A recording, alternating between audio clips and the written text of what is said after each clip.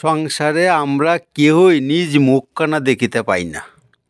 একেবারে যে দেখি না তা নয়, প্রত্যক্ষ তো দেখি না, দর্পণে দেখি, প্রতিবিম্ব দেখি। ভগবানও সেইরূপ, নিজ মাধুর্য নিজ দেখেন না, দর্পণে দেখেন।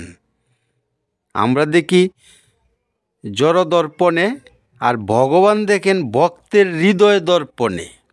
ভক্তের হৃদয়টি চিন্ময় বস্তু, ওই চিদ দর্পণে তিনি আপনাকে আপনি দেখেন। তার মধ্যে অতি স্বচ্ছতম রাধারানীর চিদ দর্পণেই তিনি নিজেকে দেখেন। শর্করা বস্তুটি সুমিষ্ট লোকে বলে, কিন্তু মিষ্টত্বের স্থান কোথায়? শর্করায় না রসনায়? যদি বলি শর্করাতেই, তাহলে শর্করা বস্তা বুঝায় থাকাকালে কোথাও মিষ্টত্বের অনুভূতি হয় না কেন? আর যদি বলি মিষ্টত্ব থাকে রসনায়, তাহলে জিজ্ঞাসা করিব শুধু রসনায় মিষ্টত্বের ভাব জাগায় না কেন?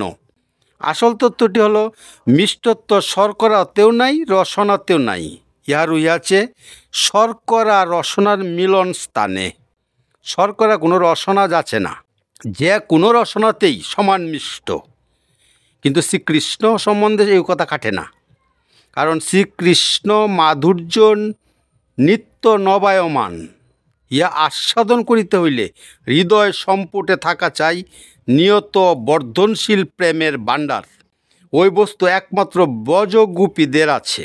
ভগবানের রূপ মাধুর্য সর্বকালই সুন্দর। শ্রীকৃষ্ণের রূপ মাধুর্য নিত্য নবায়মান বলিয়া অনেক সময় নিজেকে নিজে চিনিতে পারেন না। একদিন মণিময় দেয়ালে নিজ প্রতিবিম্ব দর্শন করিয়া সচকিত হইয়া স্থিরভাবে দাঁড়ায় ভাবিলেন, ইনি কে? এমন চিত্ত চমৎকারী রূপ আগে তো দেখি নাই। ওই রূপের মানুষটি কে? শ্রীকৃষ্ণ ওই ব্যক্তিটির শোভা দর্শন করিবার জন্য নিজ মস্তক একটু নিচু করিলেন। নিজ ভ্রান্তি বুঝিতে পারিয়া বলিয়া উঠিলেন, মা, এ যে আমি এত সুন্দর আগে তো জানতাম না।